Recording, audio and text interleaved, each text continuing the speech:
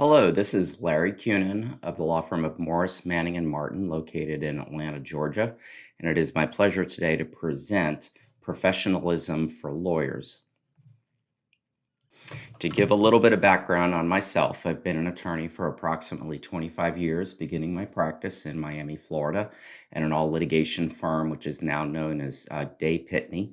And for the last 21 years, I've been at Morris, Manning and Martin in Atlanta, all litigation work, which means that I get to deal with trial judges, I get to deal with appellate judges, and numerous opposing counsel, including in dispute resolution and negotiation matters. In addition to my experience as a practitioner, I've also served as an adjunct professor at Emory Law School, which included elements of professionalism. And I'm a member of several Florida bar committees that also include many professionalism elements to it. And I've spoken frequently to students and attorneys alike with regard to the aspiration to be professional. As an initial matter, it is very important that attorneys understand that there is a big distinction between being an ethical attorney and a professional attorney. Ethics is something that attorneys will learn in law school. They will likely need to take an ethics exam. They will need to agree to various state bar ethical rules. Sometimes they are called the rules of professional conduct, not to be confused with the word professionalism. And attorneys who, for example, appear out of state, appear in different courts, may even need to sign documents asserting that they have, in fact, learned with the ethical rules. Professionalism sits on top of that. A lot of what I'm going to present today rely on the Georgia rules simply because I live and work in Georgia, and also the Florida rules due to my involvement in Florida. But the rules that I am going to cover apply in just about every state, and I will also be referring to certain ABA, American Bar Association, model rules of ethics. Again, those are ethical rules, not professionalism rules. During the course of this hour, we're also going to talk about guidelines for professionalism that do exist in written form in certain states. They are generally rules that are enacted by state bar organizations as opposed to Supreme Court, for example, or a requirement to become a barred lawyer. And they are rules that are aspirational but are expected.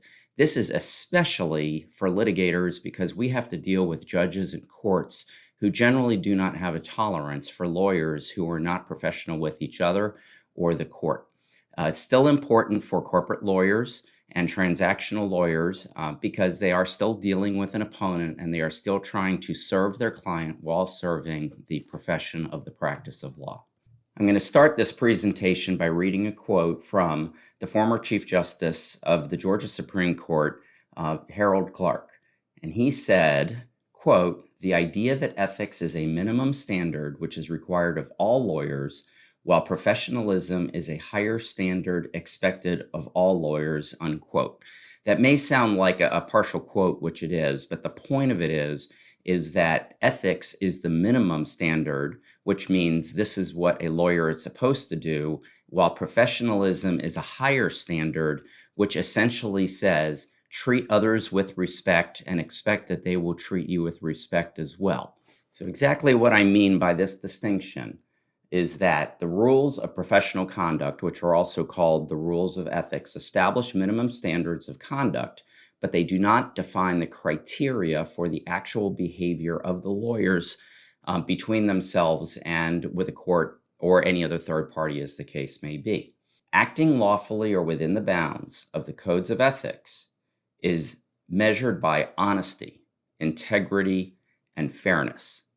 Professionalism, which sits on top of ethics, is measured by respect, dignity, compassion, courtesy.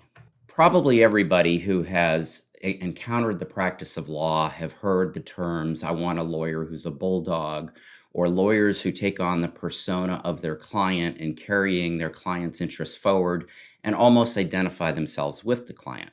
Well, this is actually proper to an extent. In fact, there is an ethical rule that says it is a lawyer's job to zealously represent the interests of their client. However, there still are boundaries on how you do that with regard to respect to the opponent. Speaking for myself, I can give numerous stories of where I have been referred lawsuits or I have referred lawsuits to lawyers who were a former opposing counsel.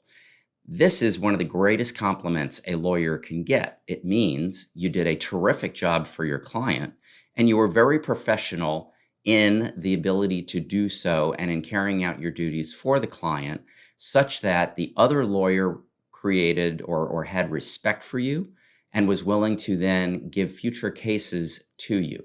Again, being professional to your opposing counsel is not only expected, it actually could benefit your career. So, to understand professionalism, since it sits on top of ethics, there are certain basic ethical rules that an attorney should understand.